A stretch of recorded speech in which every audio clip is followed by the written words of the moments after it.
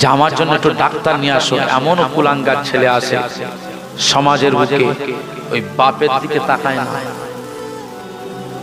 অসুস্থ মানুষকে দেখতে যাবে, নিজের বাপ অসুস্থ হয়ে চিৎকার দিচ্ছে, বাপের কথা মানে।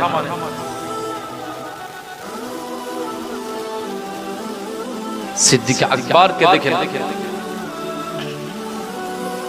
সাহাবীদের মনে মনে হয় যে আবু বকর সিদ্দিকের এত আল্লাহর রাসূল প্রশংসা করে, আমরা কি কেউ নয়? আমরা কি কেউ নয়? আমাদের ইবাদত আমল কি আল্লাহর দরবারে পছন্দনীয় নয়? সবসময় আবু বকর সিদ্দিক রাসূলুল্লাহ প্রমাণ করাচ্ছেন কেমন ভাবে। মুসলমান ছেলেরা, এ নবীর উম্মত উম্মতিরা, সব সাহাবীদেরকে রাসূলুল্লাহ বলতে লাগলেন, তোমরা আজকে নফল রোজা রাখতে পারোনি, আমার আবু বকর রেখেছে।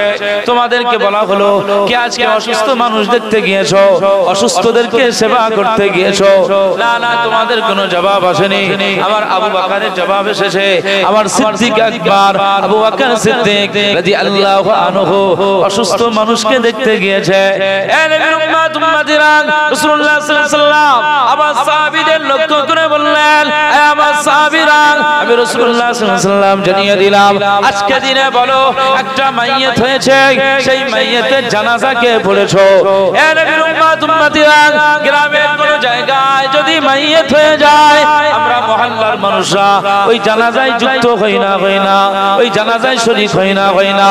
এ নবীর উম্মত উম্মতিরা, রাসূলুল্লাহ সাল্লাল্লাহু আলাইহি ওয়াসাল্লাম বলেছে, কেউ যদি একজন মুসলমানের জানাজায় শরীক হয়ে যায়, না না না না, আমার আল্লাহ পাক তার আমলনামায় এক কিরাতের সওয়াব দিয়ে দেবে, এক কিরাতের সওয়াব দিয়ে দেবে। আর ওই ব্যক্তিটা যখন ওই জানাজা হওয়া ওই মাইয়িতের লাশটা যখন দাফন করবে, লাশ দাফনের পরে যখন মাটিটা 3 মুঠো মাটি ওই মাইয়িতের কবরের উপরে, মিনহা খলাকনাকুম ওয়া ফিহা নুঈদুকুম ওয়া মিনহা নুখরিজুকুম তারাতান উখরা, এই কোরআনের আয়াতগুলো পড়ে পড়ে যখন এই 3 মুঠা মাটি কবরের উপরে দিয়ে আসবে, রাসূলুল্লাহ সাল্লাল্লাহু আলাইহি ওয়াসাল্লাম বলেছেন, এই দাফন করবার সময় যদি হাজির হয়ে যায়, জানাজায় হাজির হওয়া এক কিরাত, দাফন করার সময় এক কিরাত, দুটো কিরাতের সওয়াব পাবে। সাহাবীরা জিজ্ঞাসা করেছিলেন, ইয়া রাসূলুল্লাহ, ইয়া হাবিবাল্লাহ, কিরাতের পরিমাণটা কত? কিরাতের পরিমাণটা কত? আমরা তো বুঝতে পারি নাই। এক কিরাতের সওয়াবটা কত? আমরা তো বুঝতে পারি নাই। রাসূলুল্লাহ সাল্লাল্লাহু আলাইহি ওয়াসাল্লাম বলেছেন, হে আমার সাহাবীরা, আমি রাসূলুল্লাহ সাল্লাল্লাহু আলাইহি ওয়াসাল্লাম জানিয়ে দিলাম, এক কিরাত সমান 7-8 কিলোমিটার জুড়ে, 7-8 কিলোমিটার জুড়ে যে উহুদ পর্বতটা দেখতে পাওয়া যায় মদিনা শরীফের রাসূলুল্লাহর রওজা মসজিদে নববী শরীফ থেকে বেশ কিছুটা দূরে উহুদ পর্বতটা দেখা যায়। ওই উহুদ পর্বতটা প্রায় 7-8 কিলোমিটার জুড়ে উহুদ পর্বতটা বেষ্টন করে রয়েছে। রাসূলুল্লাহ সাল্লাল্লাহু আলাইহি ওয়াসাল্লাম বলেছেন, এই যে এক কিরাত সওয়াব যে পাবে, মনে রাখো উহুদ পর্বতের মতো এক কিরাত সওয়াব আমার আল্লাহ তার আমলনামায় দিয়ে দেবে।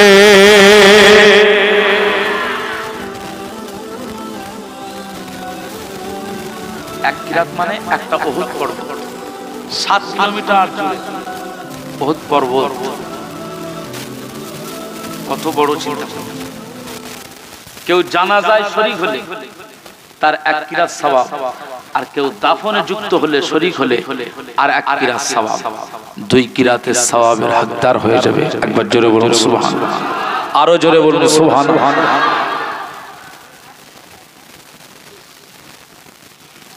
এজন্য জানাজায় শরীক হতে হবে। মুসলমান ছেলেরা, এ নবীর উম্মত উম্মতিরা, রাসূলুল্লাহ সাল্লাল্লাহু আলাইহি ওয়াসাল্লাম সেই সময় সাহাবীদের লক্ষ্য করে বললেন, আজকে সাহাবীরা বলো কি আজকে জানাজায় শরীক হয়েছিলে? না না, কোন সাহাবীরা জবাব দিতে পারে না। কোন সাহাবীরা জবাব দেয় না, নিরুত্তর রয়েছে, কোন সাহাবীরা জবাব দেয় না। না না না, সেই সময় সিদ্দিক আকবার আবু বকর সিদ্দিক রাদিয়াল্লাহু আনহু হাতটা উঠিয়ে দিয়ে বললেন, ইয়া রাসূলুল্লাহ, ইয়া হাবিবাল্লাহ, আজকে আমি আবু বকর সিদ্দিক রাদিয়াল্লাহু তাআলা আনহু, আপনার একজন নগণ্য সাহাবী আবু বকর সিদ্দিক রাদিয়াল্লাহু তাআলা আনহু, আজকে দিনে আমি অমুক মহল্লাতে একজন মাইয়াত হয়েছিল, এই মাইয়াতের জানাজায় আমি আবু বকর সিদ্দিক রাদিয়াল্লাহু আনহু জানাজায় শরীক হয়েছিলাম। আরো জোরে বলুন সুবহানাল্লাহ। প্রথম স্তরে কি নফল রোজা কি করেছে, দ্বিতীয়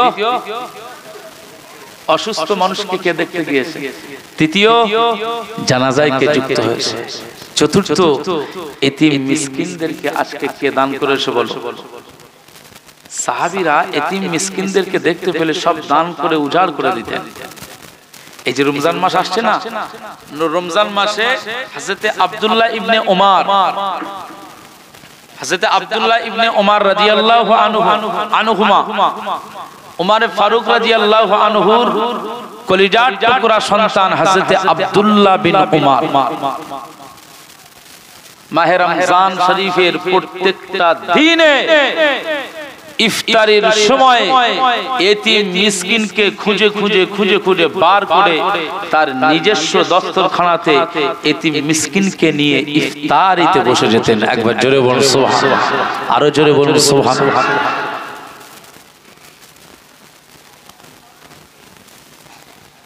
যদি কোনোদিন শুনেছে যে তার বাড়ির সামনে দিয়ে এতিম মিসকিনরা, আব্দুল্লাহ বিন ওমর তার বাড়িতে এতিম মিসকিনরা এসেছিল অথচ খাবার পায়নি, ফিরে চলে গিয়েছে, ওই রাতের বেলায় হযরত আব্দুল্লাহ বিন ওমর রাদিয়াল্লাহু তাআলা আনহুমা ওই রাতের বেলা কিচ্ছু খাবে না, বাড়ির মানুষগুলো সব চেষ্টা করবে, আব্বু একটু খান, বিবি বলবেন নবী সাহাবী প্রাণের স্বামী একটু খাবার খান, সারাদিন রোজা করেছেন, না খাবো না, আমার ঘর ছেড়ে আমার ঘর থেকে একজন এতিম মিসকিন চলে গেল, আমি আজকে খাবোই না।